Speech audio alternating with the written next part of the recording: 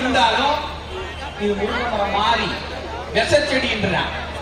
அவனுக்கு ஒரே பீதி. போன வாரம் 3D சமைச்சிருக்கான்.